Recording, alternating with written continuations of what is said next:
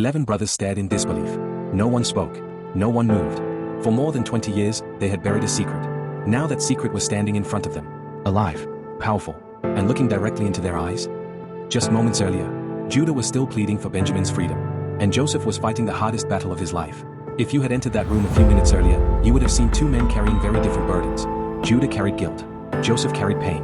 Judah stood before Egypt's governor, desperately trying to save Benjamin. The silver cup had been found. Benjamin had been accused. And according to the law, Benjamin should remain behind as a slave. But Judah could not allow that. Not after what happened years ago. Not to Rachel's other son. Not to the son their father loved most. So he pleaded. He spoke of Benjamin. He spoke of their father. He spoke of grief. And with every word, Joseph felt the past pulling him in. Judah spoke of Jacob. Joseph remembered home. Judah spoke of Benjamin. Joseph remembered the little brother he had not seen since childhood. Judah spoke of loss. Joseph remembered a pit. Chains. A slave caravan disappearing into the distance. Then Judah said something unexpected.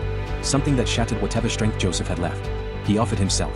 The same Judah who once helped send Joseph away was now willing to become a slave so Benjamin could go free. Imagine hearing that. Imagine standing there, knowing the man begging for mercy was the very man who had once shown you none. Judah had no idea. The governor he was pleading with was Joseph. And for the first time since his brothers arrived in Egypt, Joseph's walls began to crack. Judah finished speaking. The room fell silent. Joseph lowered his head. He had spent years mastering his emotions. Years hiding behind titles, power, and Egyptian robes. But some wounds never completely healed. His breathing changed. His eyes filled. He turned away quickly. But it was no use. The battle was over. Suddenly Joseph stood. The room stiffened. Servants looked up. Officials exchanged glances. Even his brothers fell silent. Then Joseph spoke. Everyone leave. The command echoed through the hall. No one moved. Joseph repeated himself. Leave my presence. This time they obeyed. Servants hurried out. Officials followed. Guards disappeared through the doors. One by one, the room emptied. Until only 12 men remained. Joseph. And his 11 brothers. The doors closed. Silence. What was happening? Had Joseph finally reached a decision? Were they all about to be punished? The brothers didn't know. Then it happened. Joseph began to weep. Not quietly. Not politely. Years of pain came crashing through at once. The governor of Egypt was crying. And nobody understood why. Joseph covered his face. 4 years he had imagined this moment. But never like this. When he finally looked up, he knew he could not hide any longer.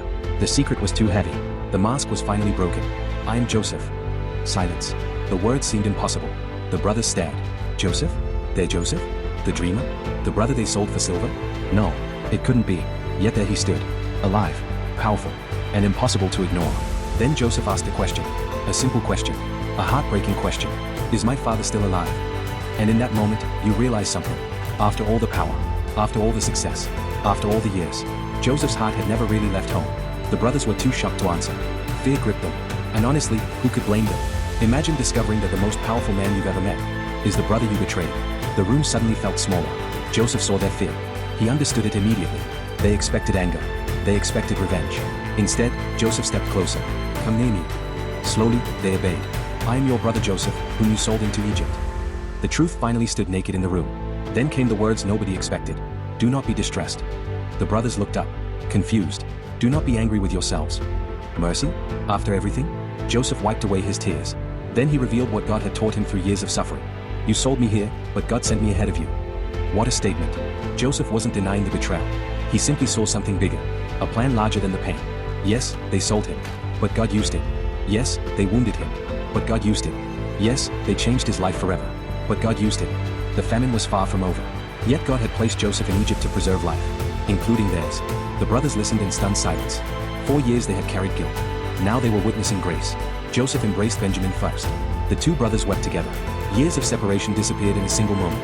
Then Joseph embraced the others. One by one. The same brothers who once abandoned him. The same brothers he now refused to abandon.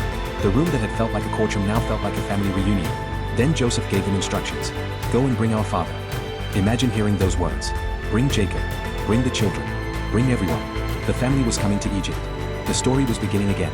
But one challenge still remained. Because somewhere in Canaan sat an old man who believed his son was dead. And 11 brothers were about to tell him the truth. In our next story, we witness one of the most emotional reunions in the Bible. The moment Jacob hears the impossible news. Joseph is alive.